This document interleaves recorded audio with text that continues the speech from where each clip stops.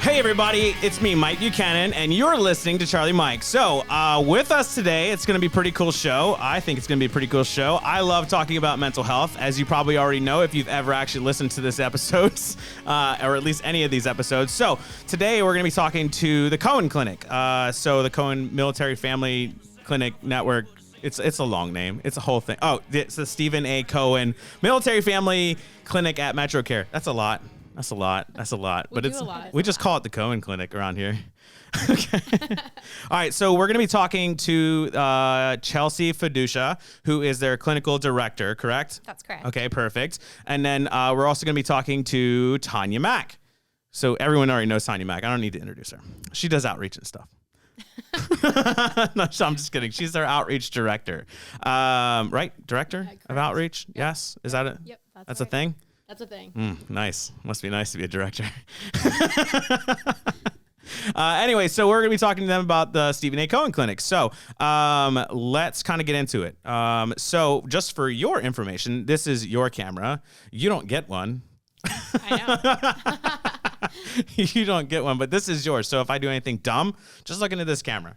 Okay. And be like, why? Eye rolls? Yes. Okay, yes, exactly. That's it. Perfect. Okay. Perfect. Exactly. Okay. Just like that. Yeah, it just makes things way more interesting. Okay. Okay, cool.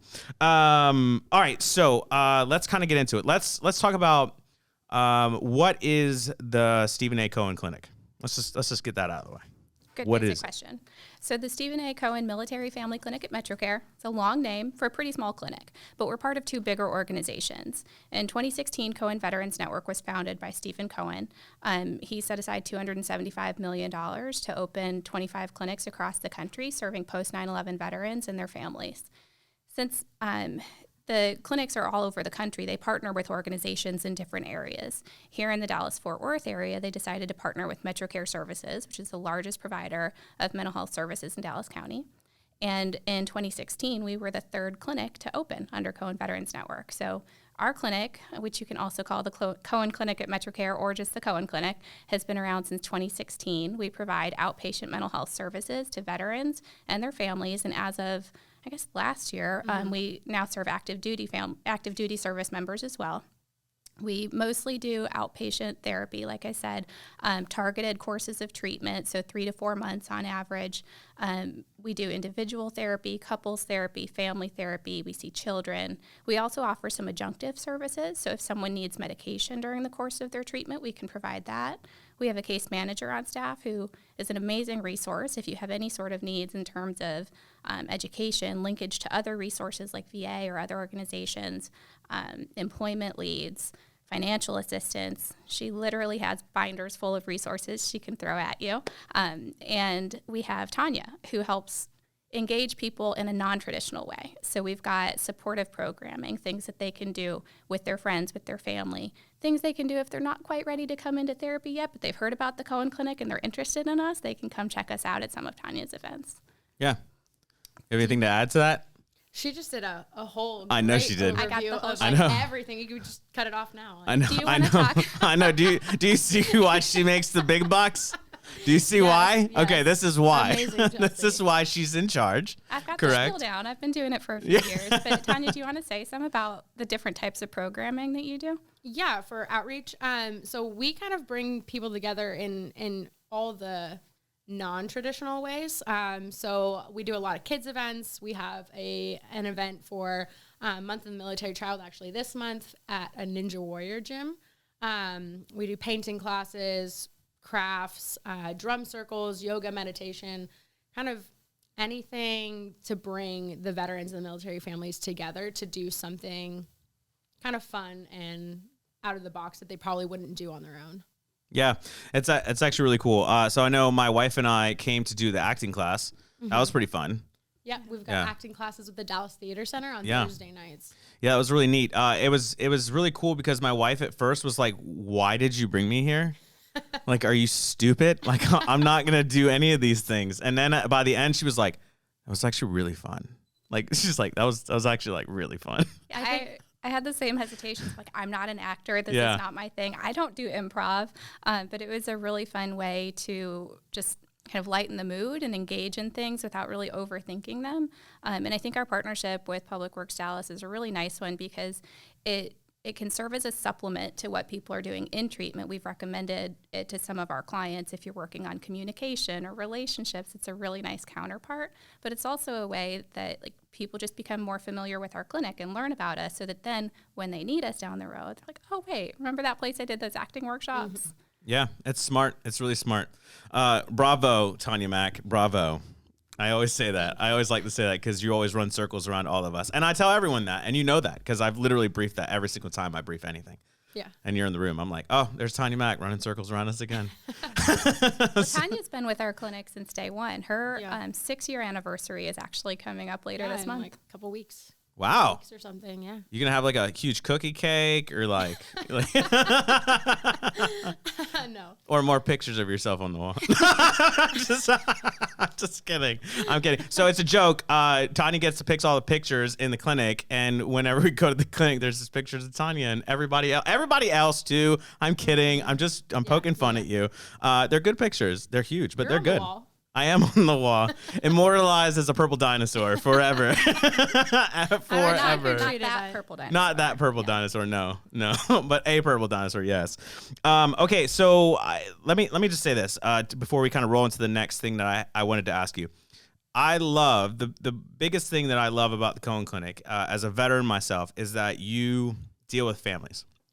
That's like I love it. I love it so much because I think that there's a lot of people who are in the mental health field who want to talk a big game about taking care of veterans and especially holistically take care of veterans. Like, I'll be honest, I'll be transparent, okay? Like the VA does that all the time, right? Like, especially with our new Whole Health.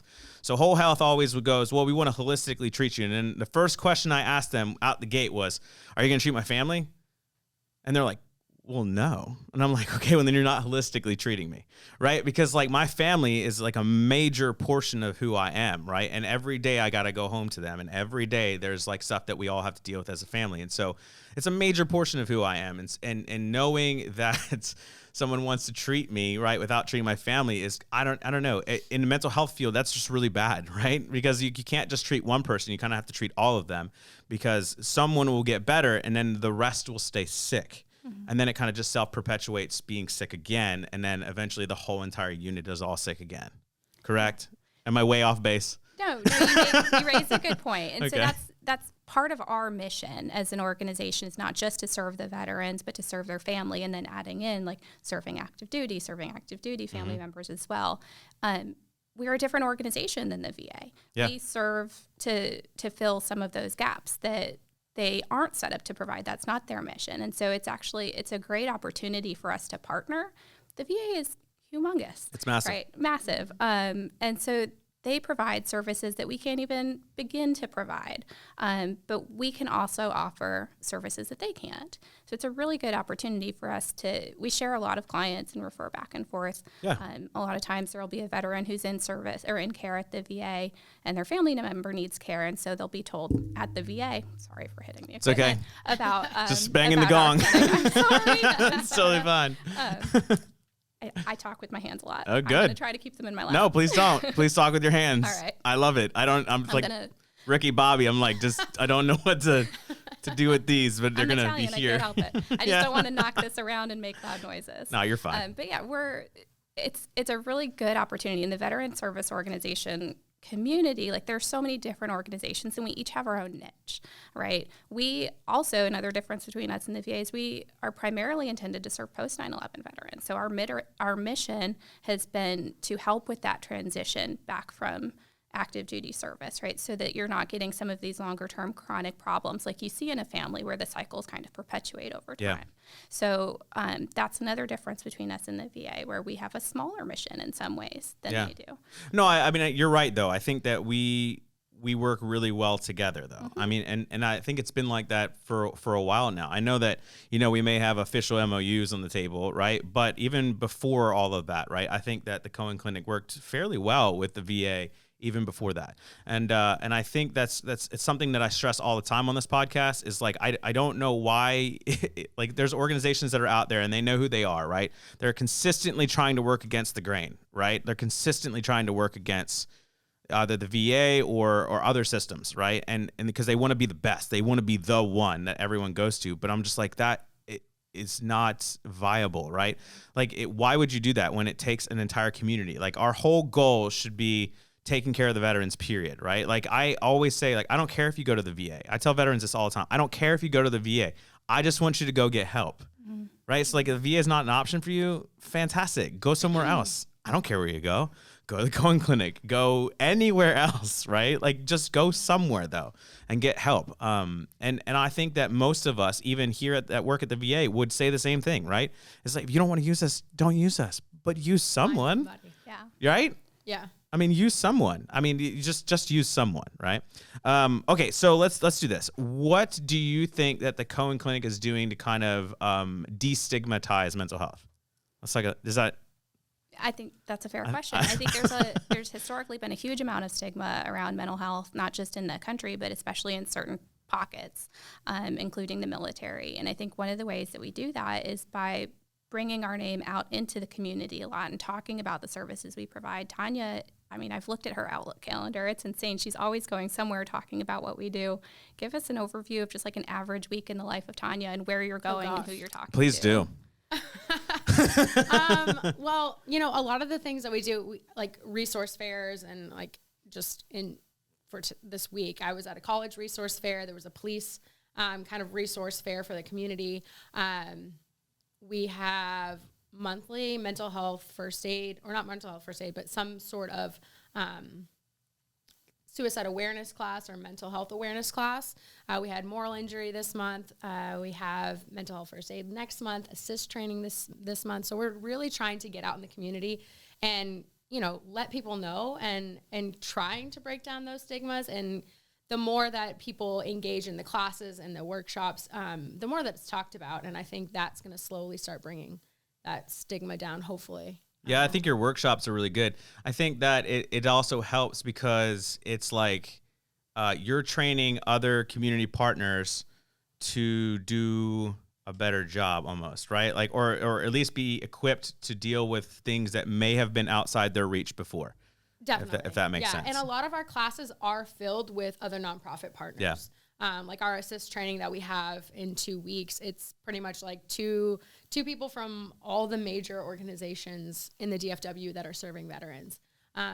We're trying to help and equip people with those tools. I think it's the greatest recipe for success for a nonprofit, honestly, is when you're like, listen, I don't want to reshape you. I don't want to change anything that you're doing. I just want to add to it. Yeah. Right. And I think it's great. I think it's awesome. That's a big part of reducing the stigma, right? Being out there talking about it, talking about what to look for and where to go if you see these things. And then from the therapy side of things, each of our therapists has training and professional training as well as kind of cultural training and being able to work with the military and veteran population. Most of us have some sort of personal connection to that population, and we all undergo training as well. So I think that allows us to recognize where that has been a barrier and can be a barrier for some people and talk openly about it. It's really good. Have all those different perspectives as well, because we've got veterans on staff, spouses on staff, family members. So all of those experiences and we can share together. So well, lucky y'all.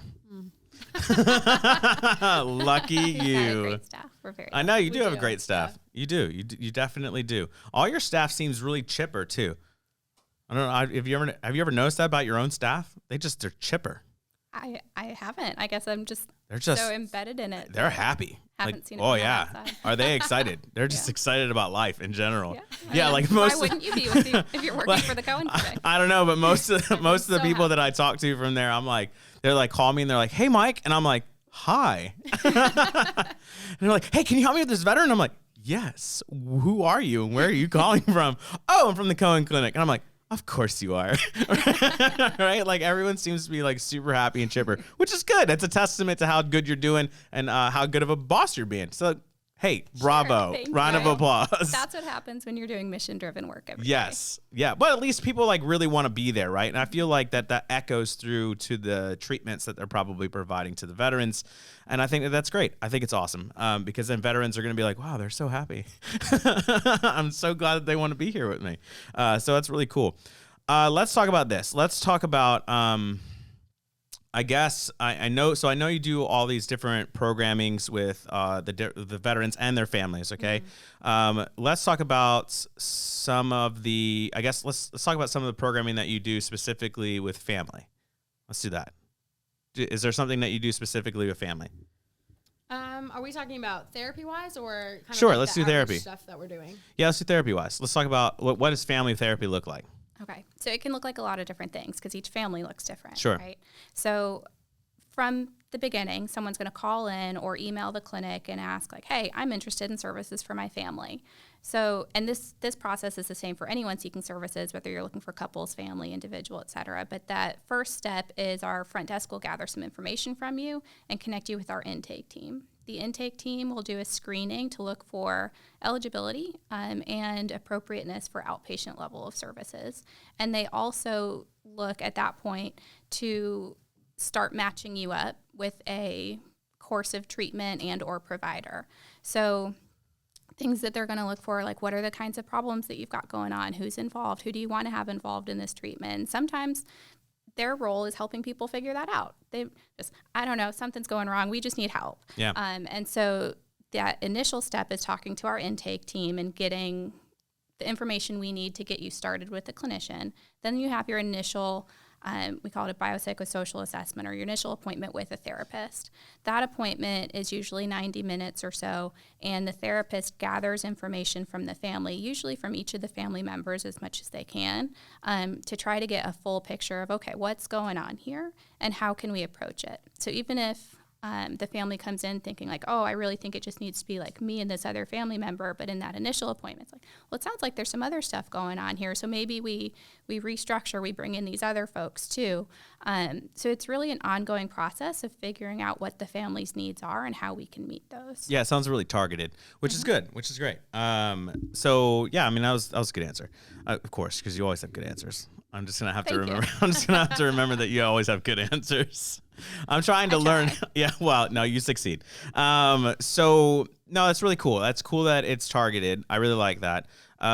So let me ask you this: what can the veteran decide who their family is? Absolutely. Because sometimes they can't, right? Like sometimes it's like, no, it has to be like your biological like wife or your husband or whatever. Yeah. So for the Cohen clinics across the country, family member is defined by the veteran.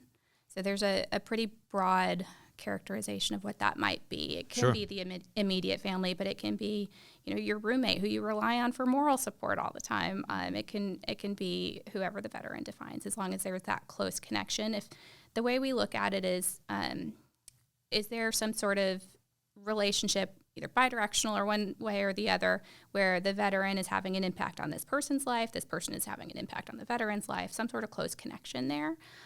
That's what we're looking for. Yeah, that's usually how I kind of say it. It's anybody impacted by that post 9/11 veteran. And actually, I think 47% of our clients are non-veterans.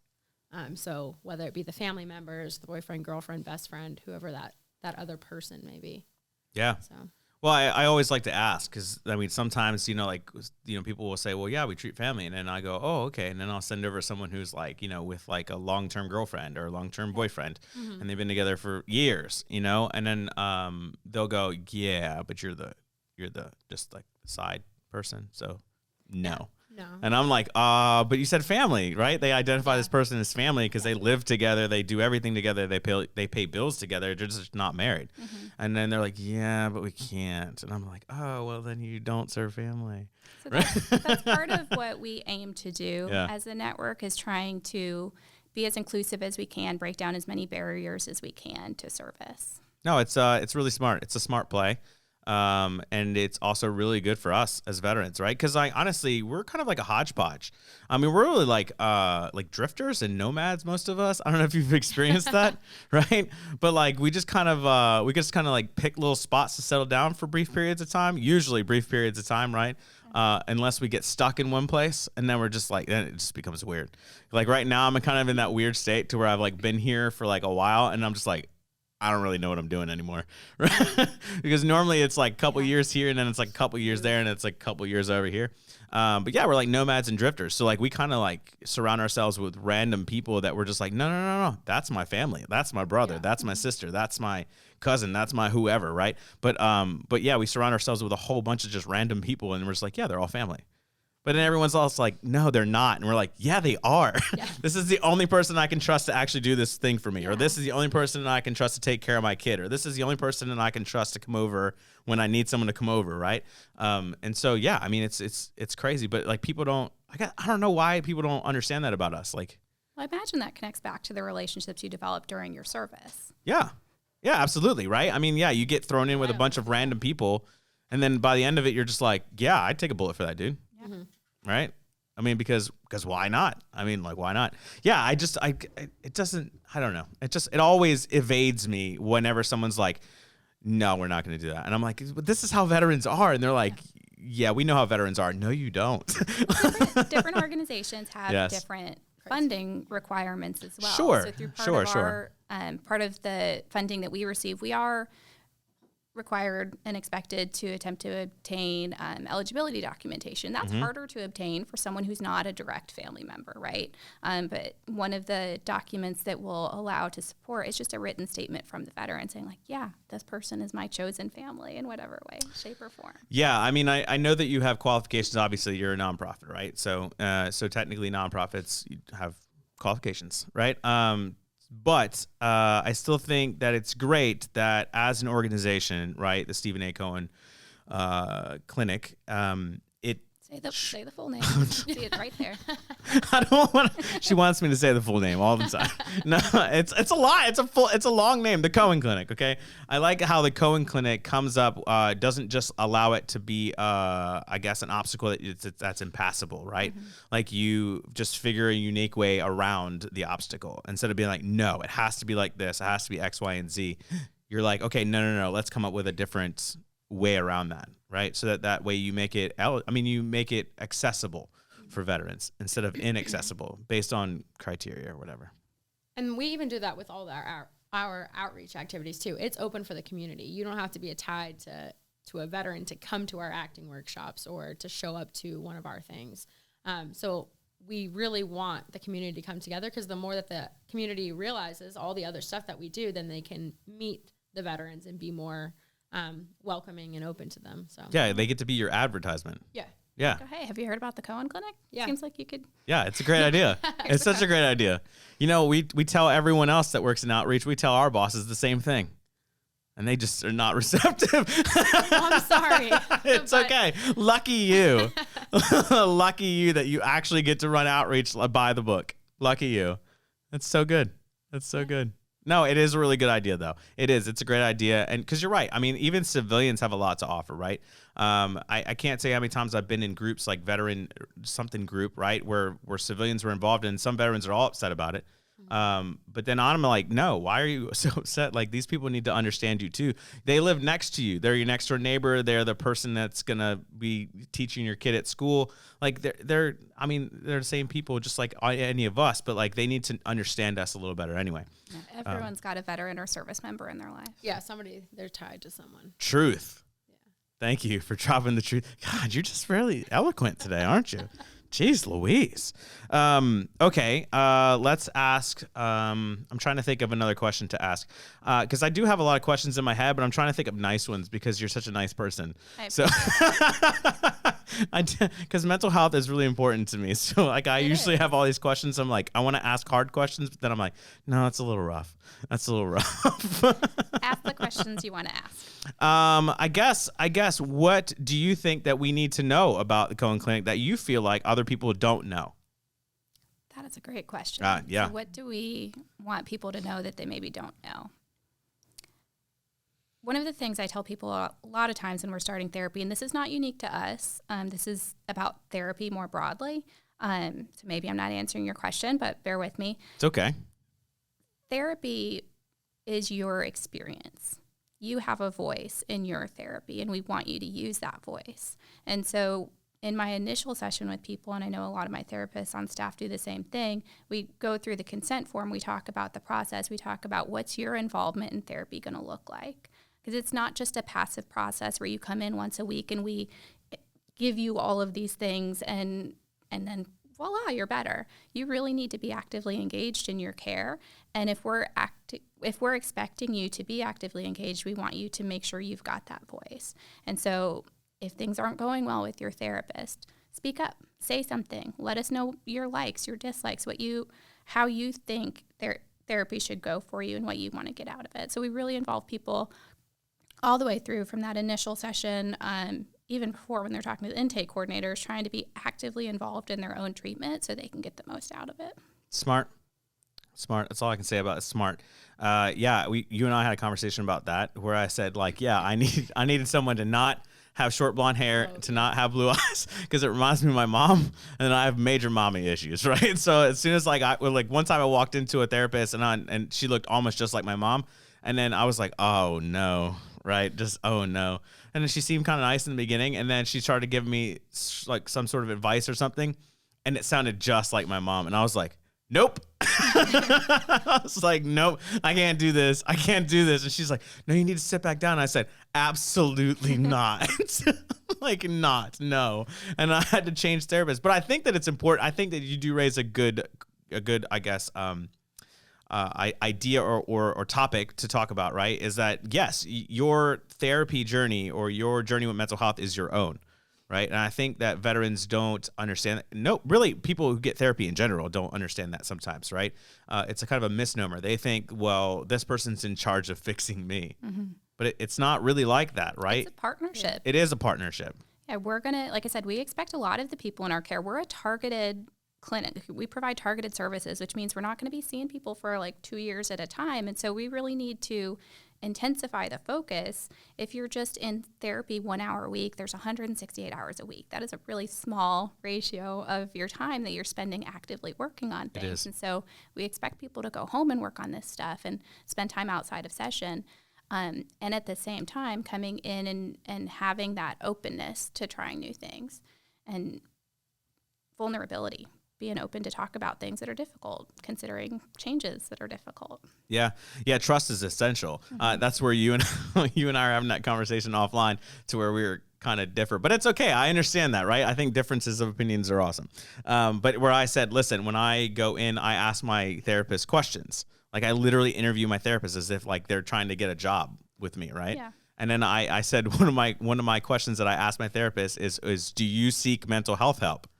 Yeah. And so for me, that's my training in psychology has been, it's not about us, right? We don't really answer personal questions. You deflect or defer. But for me, I would want to know, what's the importance of that question? What are you trying to understand? What is the purpose of you asking that so that we can come to an understanding that's beneficial for you? Do I get to answer that? Can I answer? Absolutely. I've never been asked a question on this show. I do have to explain, though, this is not confidential. We are recording this. No, I love I love it when it's out in the public. Right. I have no shame in my game. None, zero, zilch. This is not a therapist-client relationship. No, yeah, okay. Well, dang. I guess I'll have to go see the Cohen Clinic later. No, I honestly, I think that it's really important to ask your provider, who's going to be your provider, questions. They're going to, I guess, dig in deep to things that I don't trust many people with. Mm-hmm. A lot of us in the service have done a lot of pretty awful things that should probably land us in jail, honestly. I mean, if you really think about it, context. Right? I mean, just probably, right? I mean, like we did some awful things in some awful situations that we're just not necessarily proud of. Not everybody, but some of us, right? And so like we need to trust people that when we tell you what we're going to tell you, that like it's confidential, that like you can handle it, right? And so like for me, that's why I always ask, do you see someone for mental health? Mm-hmm. Because some of the things that I'm about to tell you you're gonna need to see someone for mental health. Does that make sense, right? So for you, that purpose is building trust with your therapist, yes. making sure they can handle what you're going to tell them. Exactly. Yeah. I always told veterans, it's important to ask questions. It's important to trust the person that's sitting across from you and not just to take it for granted, because you need to know that I explained it. They're like They're like the Hulk, okay? Have untapped potential of power, okay? Untapped potential of power. He can destroy an entire building, okay, if he wanted to. He could just run through the building and just destroy the building, okay? But he doesn't. He has a little self-control, okay? But that's the thing is, like, your therapist could be the same way, right? Like, if you give them the reins, if you give them the wheel to your car, that could be a potential serious problem, right? If they're not seeing their own mental health provider. That's why I always ask that question. And that's where it comes back to being a partnership, Yeah. right? We don't have free reign. I'm not, hypnotizing you and making you do things that you shouldn't be doing. It all seems like magic to me. I don't know what you're talking about. Ask any veteran. It's all magic to them. As he starts clucking like a chicken. Yes, it's all magic. So it's really important to have you involved in those decisions Yes. as well. But trust is an essential part of that, right? You're not going to want to be involved and be vulnerable if you're not trusting your therapist. Yeah. And so there's different ways that people go about doing that. But I agree that it's important to feel connected, to feel like your therapist understands you, to feel like your therapist is competent, and have that sense of, okay, we can work together. We call that working alliance. And it's a good predictor of treatment. You're too outcomes. eloquent. I literally tried to sow some discourse into this, and I literally was unsuccessful. I specifically tried to sow discourse into this, and you were just like, "No, I'm gonna answer your question eloquently, so you can shut up." Good for you. What else you got? Exactly. Yeah, exactly. They should definitely pay you more money. If anyone's listening out there, you should pay this woman more money. She deserves it. She eloquent. Whew. Wow, that was good. I was like wrapped up in a neat little bow, and you're just like, serve me some more. And you see, like, I answered that question Yes. without disclosing anything about me in particular, but it seems like, if I'm correct, that it instilled some sort of sense of trust or confidence in my ability to handle things. Possibly, but if you're my... You can't say possibly. You're right. It was good. It was good. It was good. It was magic. It was just sleight of hand. It was, hey, look over here, but over here, right? I mean, but that was good. No, it was a good answer. Okay, so let's talk about this. If I'm gonna ask you this question, and you're gonna have to answer too. So, if you could tell veterans anything that you wanted all over across the country, what would you tell them? If you could tell them one thing. Someone somewhere cares about you. See, that was good. Good luck. Gosh, what? Good luck is all I can say. Good luck. Oh This is my- where I get to sow discourse.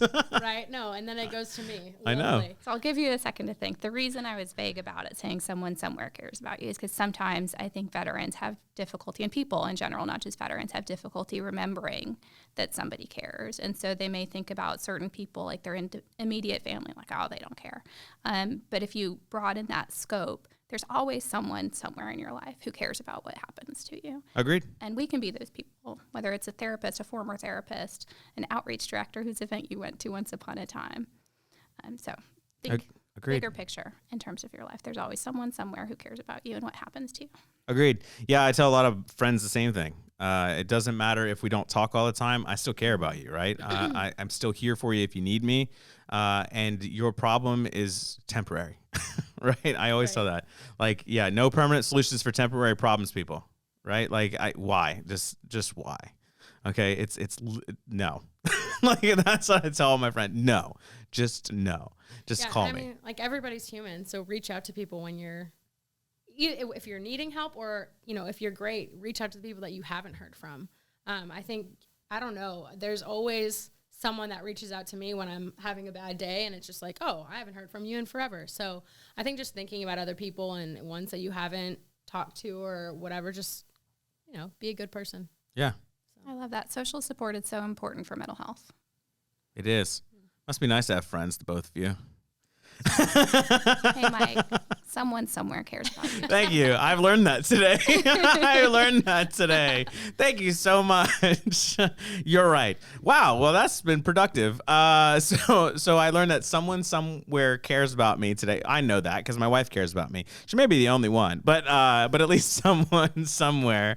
And then last podcast I did it with my boss, and he said that I did a good job, and I told him it was on camera. And then I said, "See, Mom, I can be something." Which I thought was hilarious. And I was like, I'm literally going to clip that and send it to my mom Yeah, I think you should. because I think it's hilarious. Regarding your aforementioned I was other going to say, issues. that's perfect, yeah. Yeah. Of course, because I have mommy issues. Duh. This is duh. No, honestly, I think you should just be honest about what you got going on, right? Because, why not? It's mental health. Who doesn't love mental health? Right. Everybody's got something going on. I think the more you open it up and it's easier to talk to other people, even if it might be uncomfortable in the moment. I feel like being more of like an open book is going to make you feel better. And, it also shows other people that it's okay to talk about things that are hard. Yeah, I'm an open book like 97% of the day. And it does make you feel better. It makes everyone else feel really, really weird most of the time. What it does is it demonstrates that it's okay to be open about these things. Yes, absolutely. Yeah. I mean, like I used to love, I think doctors used to be scared when I first became a peer support specialist back in like 2014. So when I was a peer, I used to talk all the time about going inpatient, like going mental health inpatient. And, like some of the veterans would be like, oh, I don't get locked up. And I'd be like, why? It's like the greatest experience of my life. I'm like, that literally changed my life. I was like, I spent 5 weeks inpatient and it like turned my whole life around in 180 just because I spent 5 weeks. I'm not focusing on anybody else. Right? Like not my kids, not my wife, not the military, not anyone else but just me. It was the greatest 5 weeks of my life. Do you know how many times people will sit there and they're like, I need to take some me time? That's like 5 weeks of me time and like real me time, not like intermittent me time where you have to like take care of everybody else, but like you time. And so I was like, yeah, I was a big proponent for like mental health, like inpatient mental health. And then doctors would be like, why are you telling people that you want inpatient mental health? Like, because I don't care. Breaking down the stigma. Yeah, like I don't care. Like, why should I care? Like, I got better because of it. Then why should I care? Do you care that you got your appendix taken out? Oh no, he had a surgery. You should shun him, right? Like, I had a medical procedure. It was basically a medical procedure that got done, right? I went inpatient. I consider it like a medical procedure. Yeah. So there, mental health stigma. Right. But yeah. All right. Anyway, that's about all the time we have. So thanks for being on. Thank you so much for having us. Yeah. Any words of wisdom? No more? No more. I think I'm tapped out. What about you? Nope. I don't offer words of wisdom. They typically don't come out right.